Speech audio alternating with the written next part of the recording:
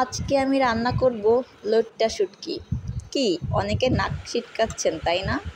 আসসালামু আলাইকুম এভরিওয়ান। আজ আরও একটি রেসিপি নিয়ে আপনাদের মাঝে হাজির হলাম। রেসিপিটি হলো লইট্টা শুটকি ভুনা। তো অনেকেই শুটকি মাছ খেতে খুব পছন্দ করেন, আবার অনেকেই আছেন যারা শুটকি মাছ একদমই পছন্দ করেন না। যাই হোক, সবার পছন্দ যে এক হতে হবে এমন কোনো কথা নেই।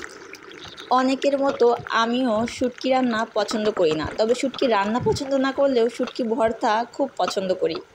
তো যাই হোক, অনেকেই হয়তো বা ভাবছেন আমি শুটকি রান্না পছন্দ করি না, তাহলে রান্না করছি কেন? আসলে আমার হাজবেন্ডের খুবই পছন্দের খাবার এই লইট্টা শুটকি ভুনা।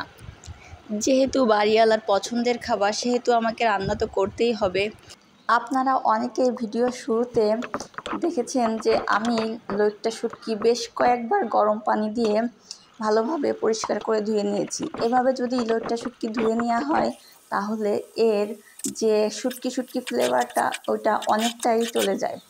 যারা একটু হলেও শুটকি পছন্দ করেন কিন্তু তীব্র গন্ধের জন্য শুটকি খেতে চান না, তারা একবার হলেও এভাবে ট্রাই করে দেখবেন, আশা করি ভালো লাগবে।